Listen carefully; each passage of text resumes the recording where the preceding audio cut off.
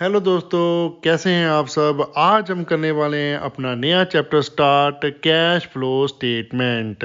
15th number chapter है जो आपका उषा पब्लिकेशन बुक में से मैं सॉल्व करवाऊंगा आपके। अभी मैं 3 चैप्टर छोड़ रहा हूं प्रैक्टिकल वाले ही, और टोटल 4 हो जाएंगे वैसे ये चैप्टर। कौन कौन सा है देखिए। हमने कंपनी अकाउंट से डम्पशन ऑफ डिवेंचर कर लिया है।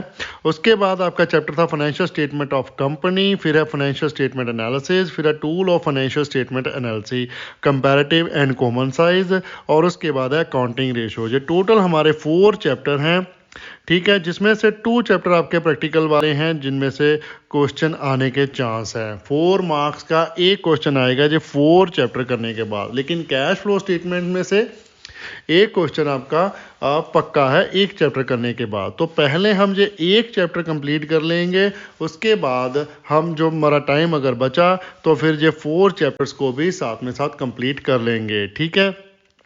मैं कोशिश करूंगा कि आपका सिलेबस ख़त्म कर दूं, लेकिन मुझे लगता है ये चैप्टर आपके जस्ट मैं रिवाइज ही कर पाऊंगा, क्योंकि जनवरी भी चला गया है, जाने वाला है, 10 दिन तो हो चुके हैं। आज हम कर रहे हैं कैश फ्लो स्टेटमेंट, तो चलिए पहले कैश फ्लो स्टेटमेंट को अच्छे तरीके से समझते हैं। उसके बाद हम जो बचेंगे चैप्टर वो जितनी फटाफट से हो सकेंगे उतने जल्दी करने की कोशिश करेंगे, ठीक है। कैश फ्लो स्टेटमेंट चैप्टर के भी टोटल 66 क्वेश्चंस हैं प्रैक्टिकल। तो हम कोशिश करेंगे जल्दी से जल्दी इनको सॉल्व करवाने के लिए। सबसे पहले मैं आपको समझा देता हूं कि होता क्या है कैश फ्लो स्टेटमेंट। अगर आपको कुछ भी नहीं पता तो मैं आपको रिकमेंड करूंगा कि प्लीज़ हमारी कैश फ्लो स्टेटमेंट की कॉन्सेप्चुअल वीडियो को ज़रूर देख लीजिए। आई बटन में आपको लिंक मिल जाएगा, जहां पर मैं इन शॉर्ट में बता देता हूं कि हमने क्या करना है। कंपनी के कोई भी कंपनी जो है अपने सेबी के अंदर रजिस्टर्ड है या फिर कंपनी एक्ट के अंदर आती है, तो उसे क्या है एक कैश फ्लो स्टेटमेंट भी बनानी पड़ती है फाइनेंशियल स्टेटमेंट के साथ। ये एक फाइनेंशियल स्टेटमेंट का पार्ट है, ठीक है। जैसे आप इनकम स्टेटमेंट बनाते हो, बैलेंस शीट बनाते हो एंड कैश फ्लो स्टेटमेंट बनाते हो, ठीक है। कैश फ्लो स्टेटमेंट क्या डिस्क्राइब करता है कि कंपनी के पास कैश कहां से आया और कैश कहां पर गया। कैश का इनफ्लो एंड कैश का आउटफ्लो ही दिखाता है कैश फ्लो स्टेटमेंट, ठीक है। इसमें कोई प्रॉफिट लॉस वगैरह नहीं दिखाया जाता कि कितना कमाया कितना गवाया, ऐसा नहीं कुछ है। लेकिन कैश फ्लो स्टेटमेंट में आपको कैश के बारे में बताया जाता है कि कहां से कैश आया और कहां पर कैश हमने यूज किया, ठीक है। कैश फ्लो स्टेटमेंट को 3 मेजर कैटेगरी में डिवाइड किया हुआ है। एक तो है ऑपरेटिंग एक्टिविटी, दूसरा है इन्वेस्टिंग एक्टिविटी और तीसरा है financing activity. Operating activity means जो भी कंपनी ऑपरेशन कर रही है, मीन्स कोई भी काम जो कंपनी कर रही है उनका जो काम है। जैसे सपोज ये उषा पब्लिकेशन वाले हैं, इनका मेन काम क्या है, बुक्स पब्लिश करके उसको सेल आउट करना, ठीक है। ये क्या हो गया उनका ऑपरेशन। तो इससे अगर कोई भी कैश आया तो वो उसका ऑपरेशनल कैश होगा। जब अगर गया कोई भी मीन्स परचेज ऑफ पेपर पर उनका कैश जाएगा, एम्प्लॉयज़ की सैलरी पर उनका कैश जाएगा। अगर वहां पर कैश जाता है तो वो भी ऑपरेशनल एक्टिविटीज़ है, ओके।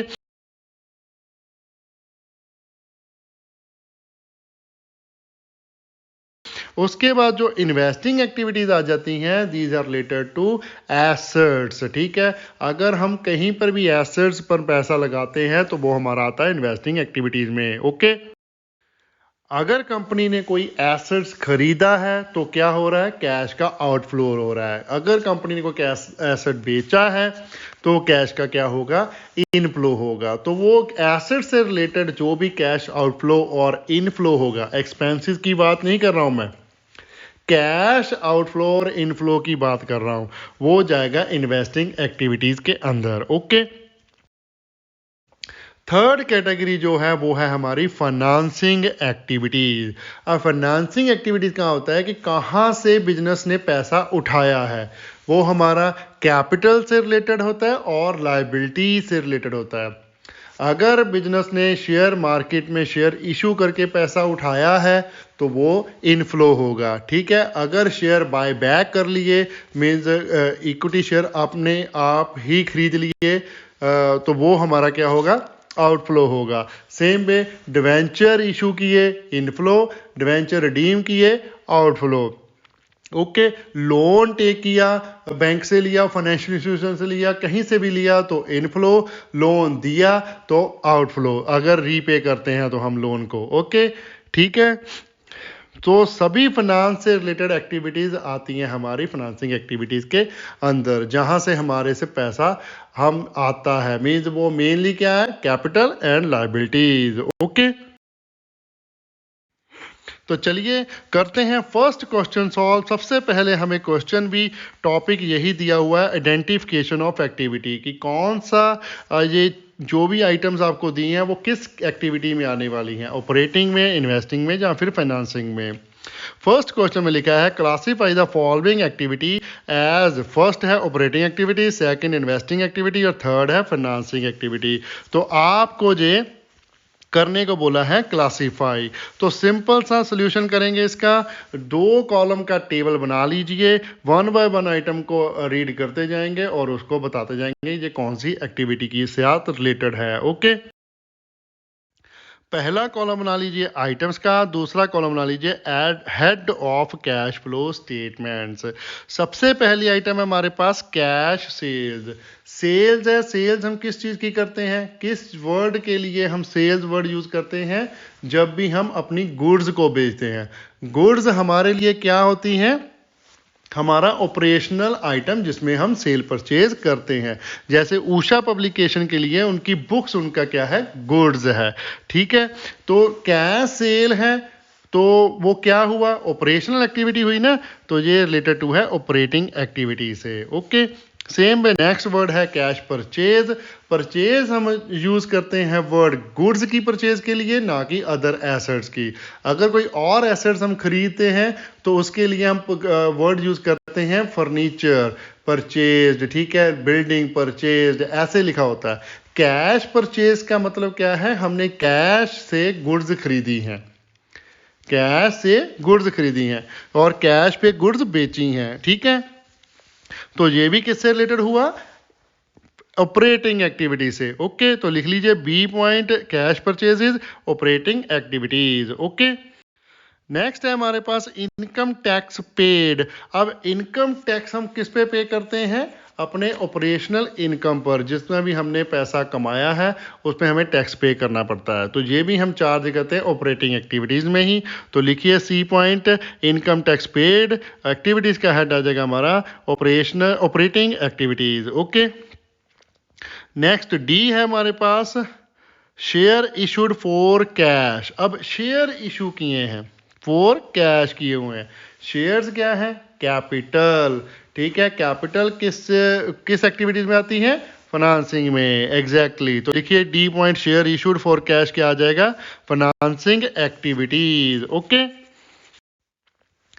नेक्स्ट है हमारे पास इंटरेस्ट पेड ऑन डिवेंचर्स। अब इंटरेस्ट पे कर रहे हैं डिवेंचर्स पर, ऑपरेशनल तो नहीं है ना जी, ये तो हमने फाइनेंस करवाया था, डिवेंचर से पैसे लिए थे, वहां पर हम इंटरेस्ट पे कर रहे हैं। अगर नहीं लेते, कैपिटल लगाते, तो इंटरेस्ट पे करने की जरूरत नहीं पड़ती। तो ये ऑपरेशनल इंटरेस्ट नहीं है, तो ये भी किससे रिलेटेड है, फाइनेंसिंग एक्टिविटी से। तो लिखिए E point interest paid on debenture activities आ जाएगी हमारी financing activities. Okay, next item है हमारे पास एडवर्टाइजमेंट एक्सपेंसेस पेड। अब एडवर्टाइजमेंट तो हमारे ऑपरेशन से ही रिलेटेड है, ठीक है। हम ऐड करेंगे तभी सेल कर पाएंगे, तभी ऑपरेशन एक्टिव हो सकेगा। तो ये हमारा ऑपरेटिंग एक्टिविटीज़ हो गया, ठीक है। तो लिखिए एफ पॉइंट एडवर्टाइजमेंट एक्सपेंसेस या ऑपरेटिंग एक्टिविटीज़। ओके, नेक्स्ट है जी पॉइंट हमारा पेटेंट्स परचेज। अब पेटेंट क्या होता है, एसेट होता है। तो एसेट किस कैटेगरी में आते हैं, इन्वेस्टिंग एक्टिविटीज में। तो लिखिए जी में patent purchased investing activities. Okay, next है हमारे पास H payment to the supplier of goods. अब गुड्स के सप्लायर को पेमेंट हो रही है, तो ये क्या है हमारा ऑपरेटिंग एक्टिविटीज़, ठीक है। हमने गुड्स क्रेडिट पर बेच खरीदी हैं, तो ये हमारी आ जाती है वर्किंग कैपिटल। तो वर्किंग कैपिटल की जो भी एडजस्टमेंट्स होती हैं सारी वो ऑपरेटिंग एक्टिविटीज़ के हेड के अंदर ही होती हैं। ओके, तो लिखिए H payment to supplier of goods operating activities. Okay, next है J point selling and distribution expenses. तो सेलिंग एंड डिस्ट्रीब्यूशन भी ऑपरेशन का ही काम है ना। जब तक गुड्स कस्टमर तक नहीं पहुंच जाती तब तक तो सारा काम किसका है, ऑपरेशनल ही है ना, तभी हमारे पास प्रॉफिट अर्न होगा। अगर गुड्स हम बेच ही नहीं पाए, उसको डिस्ट्रीब्यूट नहीं कर पाए, तो ऑपरेशनल प्रॉफिट कैसे आएगा, ठीक है। तो लिखिए J point selling and distribution expenses किस में आएगा, ऑपरेटिंग एक्टिविटीज में। ओके, नेक्स्ट है हमारे पास आई पॉइंट था, अब जे आ गया, ठीक है। ये है हमारा कमीशन रिसीव्ड। कमीशन रिसीव हुआ है, किस पे हुआ है ऐसा पर्टिकुलर नहीं लिखा, तो हमने ऑपरेशन ही किया होगा तभी कोई कमीशन आया है, ठीक है। तो ये भी हमारा ऑपरेटिंग एक्टिविटीज़ में ही जाएगा। तो लिखिए J point commission received operating activities. Okay, उसके बाद है K point discount allowed to debtors. अब डेटर को डिस्काउंट दिया है, तो ये भी हमारा ऑपरेशनल एक्सपेंस है ना कि कस्टमर को हम डिस्काउंट दे रहे हैं।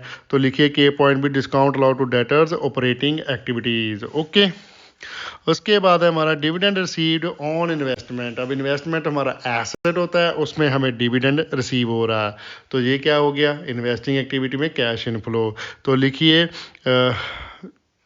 हमारा L point dividend received on investment investing activities. Okay, next M है हमारा प्लांट परचेज। प्लांट क्या होता है, हमारा एसेट। तो ये भी इन्वेस्टिंग एक्टिविटीज के साथ रिलेटेड हुआ है ना, फिर अगर एसेट खरीद रहे हैं तो हम, तो लिखिए M plant purchase investing activities. Okay, और लास्ट में हमारा N expenses incurred on production. Production पर हमने कोई खर्चा किया है, ऑब्वियसली ऑपरेटिंग एक्टिविटी, क्योंकि प्रोड्यूस करना तो ऑपरेशनल है ना हमारा। तो लिखिए N point expenses incurred on production operating activities. Okay, तो ये हो गया हमारा क्वेश्चन कंप्लीट। मैं आपको रिक्वेस्ट करूंगा कि वीडियो को लाइक जरूर करें, शेयर करें अपने फ्रेंड्स एंड रिलेटिव के साथ। चैनल को जितना ज़्यादा हो सकता है फैला दीजिए अपने फ्रेंड सर्कल में। पूरे पंजाब के हर एक जो स्टूडेंट है, पंजाब बोर्ड से पढ़ रहा है, उसको ये चैनल जाना चाहिए और उसको पता होना चाहिए कि ट्यूटर टिप्स नाम का चैनल है यूट्यूब में जो पंजाब बोर्ड के सोल्यूशन डाल रहा है, वो भी फ्री ऑफ कॉस्ट। और कोई भी ये काम नहीं कर रहा, हम आपकी हेल्प कर रहे हैं, आपकी गाइडेंस दे रहे हैं आपको फ्री ऑफ कॉस्ट। तो आप थोड़ी सी हेल्प हमारी कर दीजिए। अपने शेयर्स, अपने स्कूल के ग्रुप, अपने ट्यूशन ग्रुप में चैनल को जितना ज़्यादा हो सकता है उतना शेयर कीजिए, ठीक है। और अगर आप बिना सब्सक्राइब किए हुए ही चैनल को देख रहे हो तो प्लीज़ चैनल को सब्सक्राइब कीजिए और बेल आइकन को प्रेस करें ताकि आपको आने वाली वीडियोस की भी नोटिफिकेशन मिल सके। ओके, और जाते जाते वीडियो में कमेंट तो जरूर ही कर देना, ये लिख के थैंक्स। ओके, अभी आप क्वेश्चन पूरा देख लीजिए, जब भी आप बंद करने वाले होंगे तो जस्ट थैंक्स का मैसेज जरूर लिख देना। ओके, चलिए नेक्स्ट क्वेश्चन करते हैं। Second, classify the following activity as operating activity, investing activity, financing activity. Same ही क्वेश्चन है फर्स्ट की तरह, आपको इसमें भी 10 पॉइंट्स दिए हुए हैं और पूछा है कौन से ऑपरेटिंग है, इन्वेस्टिंग है, फाइनेंसिंग एक्टिविटी है। तो चलिए सिर्फ फिर सेम ही सोल्यूशन कर लेते हैं। फॉर्मेट ड्रॉ कर लीजिए, सेम आइटम्स का एक कॉलम बना लीजिए और एक बना लीजिए head of cash flow statements. Okay, सबसे पहले हमारे पास कैश सेल, जो पिछले क्वेश्चन में भी किया था, ये है हमारी ऑपरेटिंग एक्टिविटीज़, ठीक है। और कैश परचेज, ये भी ऑपरेटिंग एक्टिविटी है। डिविडेंड पेड भी पिछले क्वेश्चन में आया था, ये है हमारी financing activity. Repayment of borrowing भी जो है, ये नहीं पिछले क्वेश्चन में आया था। इसका क्या मतलब है, बोरोइंग हमने लोन लिया हुआ है कोई, वो रीपे कर रहे हैं। कोई भी लोन है, किसी भी टाइप की लाइबिलिटी है, करंट लाइबिलिटीज़ को छोड़कर जो लॉन्ग टर्म लाइबिलिटीज़ हैं वो हमारी फाइनेंसिंग एक्टिविटी से रिलेटेड होती है, ठीक है। अगर वो रीपे कर रहे हैं तो वो आउटफ्लो हो रहा है, अगर हम ले रहे हैं न्यू तो वो हो रहा है इनफ्लो, ठीक है। तो रीपेमेंट ऑफ बोरोइंग्स हमारा हो गया फाइनेंसिंग एक्टिविटीज़। ओके, नेक्स्ट है हमारे पास issue of share for cash, ये भी हमने प्रीवियस क्वेश्चन में किया है। ये है हमारा फाइनेंसिंग एक्टिविटी। शेयर्स इशू कर रहे हैं ना, कैपिटल रेज कर रहे हैं। कैपिटल एंड लायबिलिटीज हमारी फाइनेंसिंग एक्टिविटीज में आती हैं। एसेट्स हमारे आते हैं इन्वेस्टिंग एक्टिविटीज में। इनकम एंड एक्सपेंडिचर्स आते हैं हमारे कहाँ पर, ऑपरेटिंग एक्टिविटीज में। ठीक है, तो ये हो गया हमारा फाइनेंसिंग एक्टिविटी। आगे दिया हुआ रिडम्पशन ऑफ डिवेंचर्स। डिवेंचर्स भी हमारे टाइप ऑफ लोन होता है, तो इसकी भी रिडम्पशन हो रही, रीपेमेंट हो रही है एक हिसाब से, तो ये भी हमारी क्या है, फाइनेंसिंग एक्टिविटीज। ओके, नेक्स्ट है हमारे पास डिविडेंड रिसीव्ड। अब डिविडेंड रिसीव किया मींस हमने कहीं पर इन्वेस्टमेंट की होगी। इन्वेस्टमेंट हमारा होता है एसेट, तो ये हमारा किससे रिलेटेड हो गया, इन्वेस्टिंग एक्टिविटी से। ठीक है, तो लिखिए 7th है हमारा dividend received investing activities. Next है हमारा रेंट पेड। रेंट पेड है, ये हमारा एक्सपेंसेस है। एक्सपेंसेस हमारे रिलेटेड होते हैं ऑपरेटिंग एक्टिविटीज से, तो लिख दीजिए rent paid operating activities. Second last है trading commission received. Trading commission है ना, तो ट्रेडिंग वगैरह करते हुए उसमें कमीशन आया, तो ये भी ऑपरेटिंग एक्टिविटी से रिलेटेड हुआ, तो लिख दीजिए trading commission received operating activities. Last हमारा preference share redeemed. A preference share which a type of capital, तो कैपिटल हमारी रिडीम हो रही है, तो कैपिटल किस में एक्टिविटीज के अंडर होती हैं, फाइनेंसिंग एक्टिविटीज के, तो ये भी लिख दीजिए preference share redeemed financing activities. Okay, समझ लग गया। डिटो क्वेश्चन था पिछले की तरह, 2-3 आइटम ही नहीं थी इसमें। नेक्स्ट क्वेश्चन है हमारा थर्ड, ये है अब identification of flow of cash. अब कैश का फ्लो आइडेंटिफाई करना है। पहले हमने एक्टिविटीज देख ली, अब हमने देखना है कि इनफ्लो हो रहा है कि आउटफ्लो हो रहा है, या फिर कोई भी इफेक्ट नहीं आ रहा हमारे कैश पर। ठीक है, तो थर्ड क्वेश्चन है इसके अंदर, state which is the following would result in inflow, outflow और no effect on cash in each of the following cases. आपके पास कॉस्ट केसेस दिए हुए हैं और एक एक केस में आपसे पूछा है कि कौन क्या इफेक्ट डाल रहा है, कौन क्या नहीं डाल रहा है। ओके, तो चलिए 1 बाय 1 इसको भी रीड करते जाएंगे। ए से लेकर के तक आपको दिए हुए हैं आइटम्स, तो रीड करते जाएंगे और साथ में साथ उसके कॉलम के सामने इफेक्ट लिखते जाएंगे। ठीक है, तो चलिए स्टार्ट कीजिए सोल्यूशन। 2 कॉलम इसमें भी बना लीजिए, एक आइटम्स का, दूसरा बना लीजिए इफेक्ट ऑन कैश। कैश पर क्या इफेक्ट आएगा। सबसे पहले हमारे पास कैश डिपॉजिटेड इनटू बैंक। अब क्या है, A point, cash deposited into bank. अब आप बोलोगे कैश का तो आउटफ्लो हो रहा है, लेकिन एक तरीके से इन्वेस्टिंग एक्टिविटी में एक एसेट जा रहा है, एक एसेट आ रहा है, तो कैश का आउटफ्लो भी हो रहा है, इनफ्लो भी हो रहा है, बिकॉज हमारे पॉकेट में से निकलकर हमारे बैंक अकाउंट में जा रहा है। सिंपल सी बात, तो कैश तो नहीं गया ना कहीं पर। कैश तो तभी जाएगा कि अगर बिजनेस से बाहर चला जाए।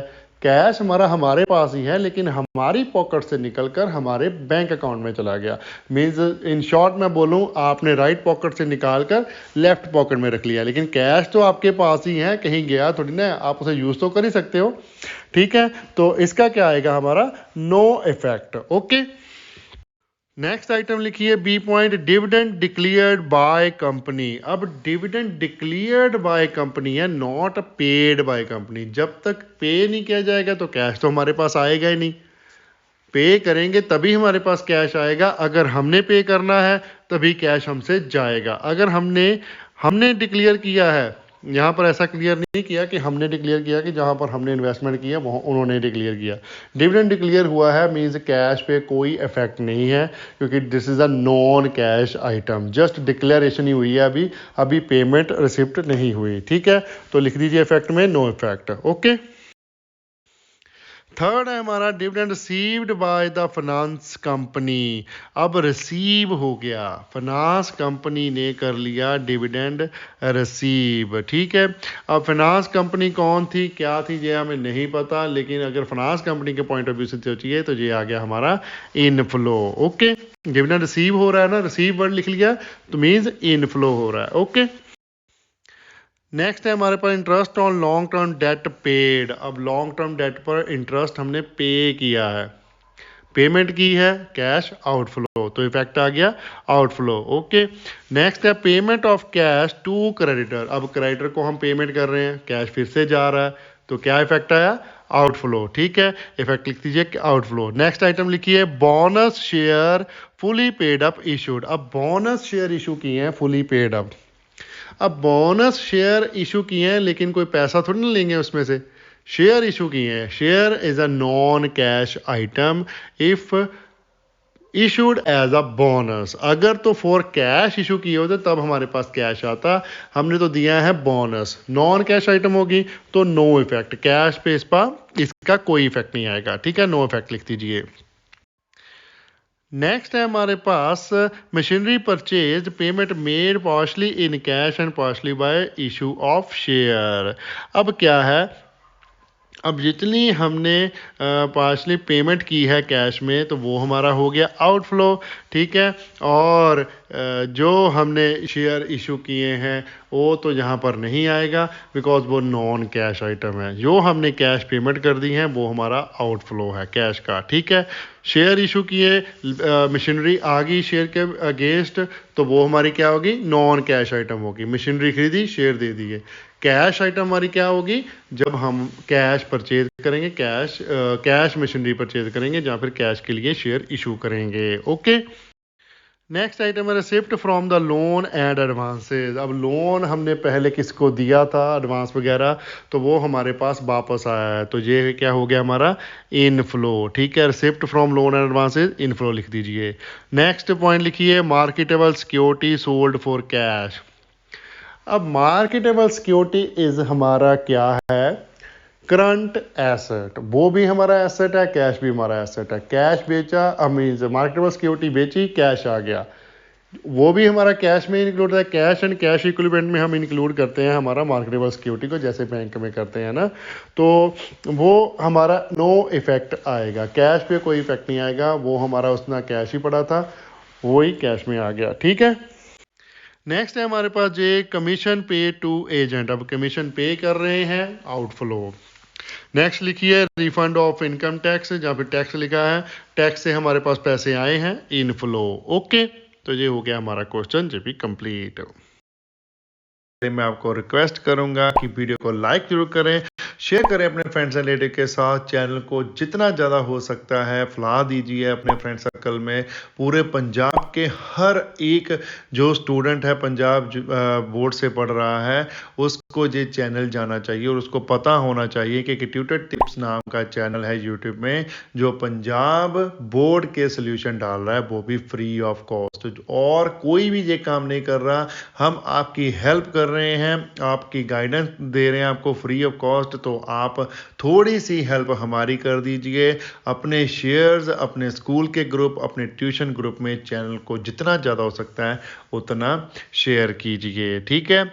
और अगर आप बिना सब्सक्राइब किए हुए ही चैनल को देख रहे हो तो प्लीज़ चैनल को सब्सक्राइब कीजिए और बेल आइकन को प्रेस करें ताकि आपको आने वाली वीडियोस की भी नोटिफिकेशन मिल सके। ओके, और जाते जाते वीडियो में कमेंट तो जरूर ही कर देना, ये लिख के थैंक्स। ओके, अभी आप क्वेश्चन पूरा देख लीजिए, जब भी आप बंद करने वाले होंगे तो जस्ट थैंक्स का मैसेज जरूर लिख देना। ओके, नेक्स्ट क्वेश्चन है हमारा fourth, same state which is the following would result in inflow outflow और no effect on cash and cash equivalent. Cash and cash equivalent के ऊपर जिसका कोई इफेक्ट नहीं है वो जहाँ फिर क्या इफेक्ट है वो दिखाना है। सेम क्वेश्चन जैसे हमने प्रीवियस किया है, तो चलिए फिर करते हैं इसको भी सॉल्व। सिंपली दो कॉलम का बना लीजिए table, item and effect on cash. सबसे पहली आइटम लिखिए sale of computer, return on value is 18,000 for 20,000। अब 20,000 का कंप्यूटर हमने क्या है बेचा है। कैश क्या हुआ 20,000 हमारे पास आ गया ना, प्रॉफिट कितना हुआ लॉस कितना हुआ मैटर नहीं करता, कैश का इनफ्लो तो हो गया 20,000 का, तो वो लिखिए इनफ्लो। ओके, नेक्स्ट है हमारे पास loss on goods by fire insurance claim receive 29,000। ठीक है, 29,000 का इंश्योरेंस क्लेम आ गया हमारे पास। गुड्स थी वो फायर के साथ क्या हो गया, डिस्ट्रॉय होगी, गुड्स डिस्ट्रॉय होगी, कैश हमारा क्या हो गया, इंक्रीज हो गया। एक अकॉर्डिंगली सिंपली देखिए तो क्या हुआ, हमने कॉस्ट पे गुड्स बेच दी। अगर 29,000 का हमारा लॉस होना था, वो 29,000 का हमारे पास कैश आ गया, कंपनी ने पे कर दिया। इंश्योरेंस कंपनी क्लेम रिसीव्ड है, पैसे आ चुके हैं, तो इनफ्लो ऑफ कैश हो गया। ठीक है, तो लिख दीजिए इनफ्लो। ओके, नेक्स्ट आइटम हमारे पास theft of cash 16,000 by dishonest clerk. अब क्या हो गया, कैश चोरी कर लिया है डिसऑनेस्ट क्लर्क ने, वो लेकर भाग गया है। तो कैश का आउटफ्लो तो हो ही गया ना, लॉस हुआ प्रॉफिट हुआ वो बाद में देखेंगे। तो ये हमारा क्या है, आउटफ्लो। तो लिख दीजिए सामने इफेक्ट आउटफ्लो। ओके, नेक्स्ट लिखिए पॉइंट बैड डेट रिकवर्ड। अब बैड डेट रिकवर हुए हैं तो पैसे हमारे पास आएंगे, तो इनफ्लो। ओके, नेक्स्ट है कैश विड्रॉल फ्रॉम बैंक। अब बैंक से पैसे निकालो चाहे बैंक में डिपॉजिट करवाओ, कैश एंड कैश इक्विवेलेंट में कोई इम्पैक्ट नहीं आएगा, because bank also included in cash equivalent like a marketable securities. Okay, तो नो इफेक्ट। ठीक है, नेक्स्ट है हमारे पास issue of share for cash. तो कैश आएगा हमारे पास, शेयर इशू कर रहे हैं, कैश इनफ्लो डाल दीजिए। ओके, नेक्स्ट है buy back of share. Buy back करना शेयर का मीन्स हमने मार्केट में से अपने शेयर ही खरीद लिए दोबारा, तो कैश देना पड़ेगा तभी हमें शेयर मिलेंगे, तो ये हो गया हमारा आउटफ्लो। ओके, नेक्स्ट लिखिए debenture issue against collateral security. अब कोलैटरल सिक्योरिटी के लिए डिवेंचर इशू किए हैं, वो लोन लिया, क्या लिया वो नहीं बताया उन्होंने, तो कोलैटरल सिक्योरिटी के अगेंस्ट डिवेंचर दिए हैं, तो ये तो हमारा सस्पेंस अकाउंट ही क्रिएट होता है ना, आपको जैसे प्रीवियस चैप्टर में मैंने समझाया भी था, तो जो हमने किया है, तो ये है नो इफेक्ट, इसका कोई इफेक्ट कैश पर नहीं आएगा। ओके, नेक्स्ट है हमारे पास debenture issued for cash at discount. चाहे डिस्काउंट पर हो, चाहे प्रीमियम पर हो, चाहे एट पार हो, वो मैटर नहीं करता। डिवेंचर इशू कर रहे हैं तो कैश तो कुछ ना कुछ तो आ ही रहा है। अगर आपने 90 रुपये भी डिस्काउंट दे दिया, 100 उसकी फेस वैल्यू, 10 रुपये कैश, तो फिर भी इनफ्लो हुआ है ना। तो आपने तो कैश देखना है कितना है, लॉस प्रॉफिट नहीं देखना है इसमें हमने कैश फ्लो स्टेटमेंट में। तो इशू कर रहे हैं डिवेंचर प्रेफरेंस शेयर या फिर अपनी share capital for cash, then this is our inflow. Okay, तो ये डाल दीजिए इनफ्लो। ओके, लास्ट है हमारा रिडम्पशन ऑफ प्रेफरेंस शेयर। फिर से प्रेफरेंस शेयर को कर रहे हैं हम रिडीम, तो पैसे पे करने पड़ेंगे, तो ये हो गया हमारा आउटफ्लो। ओके, तो ये हो गया हमारा क्वेश्चन, ये भी कंप्लीट। टॉपिक का एंड हम करते हैं यहाँ पर। अगर कोई भी कंफ्यूजन है तो प्लीज कमेंट कीजिए, हम कमेंट में आपका रिप्लाई करेंगे, जितना जल्दी हो सके उतनी रिप्लाई करने की कोशिश करेंगे। वीडियो को लाइक करना मत भूलिएगा, कमेंट कीजिए और शेयर करें अपने फ्रेंड्स एंड रिलेटिव के साथ जितना ज्यादा हो सकता है। चैनल को सब्सक्राइब करना मत भूलिएगा, बेल आइकन को प्रेस करें ताकि आपको लेटेस्ट वीडियो की नोटिफिकेशन मिल सके। Thanks for watching, bye bye, good morning, good afternoon, good evening, good night, जब भी आप वीडियो को देख रहे हो। सत श्री अकाल।